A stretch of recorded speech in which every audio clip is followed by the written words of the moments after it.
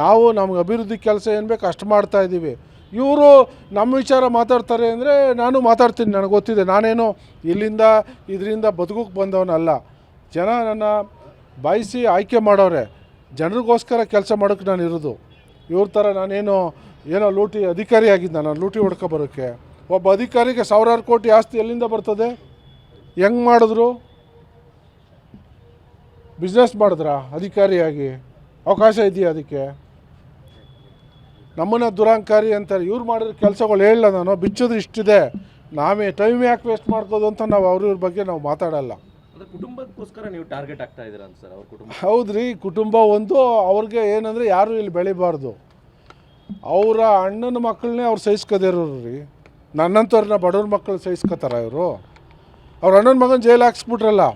ಯಾಕೆಂದರೆ ಇವ್ರ ಮಗ ಗೆದ್ದಿಲ್ಲ, ಜನ ತಿರಸ್ಕಾರ ಮಾಡಿಬಿಟ್ರು. ಅವ್ರ ಅಣ್ಣನ ಮಕ್ಕಳು ಪಾಪ ಎಲ್ಲದರಲ್ಲೂ ಗೆದ್ದುಬಿಟ್ಟಿದ್ರು. ಇವರೇ ಕ್ರಿಯೇಟ್ ಮಾಡಿ ಅವನ್ನ ಒಳಗೆ ಕಳಿಸಿದ್ರು. ಪ್ರಜ್ವಲ್ ಜೈಲು ಇವರೇ ಕಾರಣ ಅಂತ? 100ಕ್ಕೆ 100 ಅವರೇ ಕಾರಣ.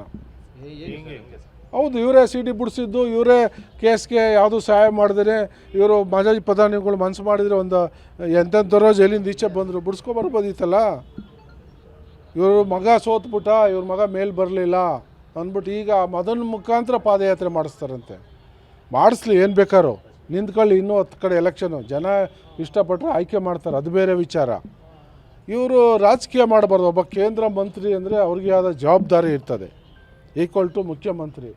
ಅವರು ಏನು ಮಾಡಬೇಕು, ಕಾನೂನು ಚೌಕಟ್ಟಲ್ಲಿ ಎಷ್ಟು ಮಾತಾಡಬೇಕು ಅಷ್ಟು ಮಾತಾಡಬೇಕು. ಇಲ್ಲಿ ಬಂದು ಜನನ ಪ್ರಚೋದನೆ ಕೊಟ್ಬಿಟ್ರೆ ಅದೇನು ದೊಡ್ಡ ಸಾಧನೆನಾ?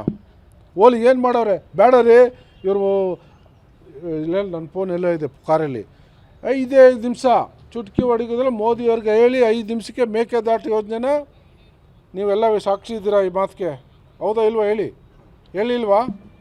5 ನಿಮಿಷ ಮೋದಿಯವ್ರಿಗೆ ಹೇಳಿ ಮೇಕೆದಾಟು ಯೋಜನೆ ಸ್ಯಾಂಕ್ಷನ್ ಮಾಡ್ತಿದ್ದೆ ಅನ್ನೋದು ನಿಮ್ಮ ಹತ್ರ ಇದೆಯಲ್ವಾ? ಇಲ್ಲ ಅಂದರೆ ನಾನು ಕೊಡಿಸ್ತೀನಿ, ನನ್ನ ಹತ್ರ ಇದೆ. ಏನು ಮಾಡಿದ್ರು? ಇವತ್ತು ಡಿ ಕೆ ಶಿವಕುಮಾರ್ ಅವರು ಕೋರ್ಟ್ ಮುಖಾಂತರ ಅದನ್ನು ಪ್ರಾಜೆಕ್ಟ್ ಮಾಡಲಿಕ್ಕೆ ಒಪ್ಪಿಗೆನ ತಗೊಬಂದಿದ್ದಾರೆ, ಸೂಚನೆ ತಗೊಂಡು ಬಂದಿದ್ದಾರೆ.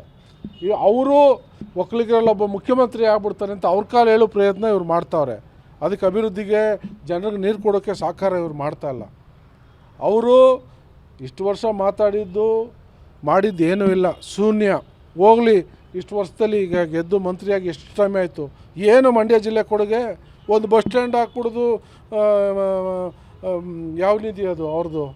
MP ನಿಧಿ, CRSR ಅಥವಾ MP ಗ್ರ್ಯಾಂಟು, ಅದರಲ್ಲಿ ಒಂದು ಬಸ್ ಸ್ಟ್ಯಾಂಡ್ ಮಾಡಿಬಿಟ್ಟು ಸಾಧನೆನಾ? ಒಂದು ಬಸ್ ಸ್ಟ್ಯಾಂಡ್ ಮಾಡಿಬಿಟ್ಟು ಬೋರ್ಡ್ ಹಾಕ್ಬಿಟ್ರೆ ಅದೇ ಒಂದು ದೊಡ್ಡ ಸಾಧನೆನಾ? ಏನು ಮಾಡೋರು ಈ ಜಿಲ್ಲೆಗೆ? ರೈತರಿಗೆ ಏನು ಕೊಡುಗೆ?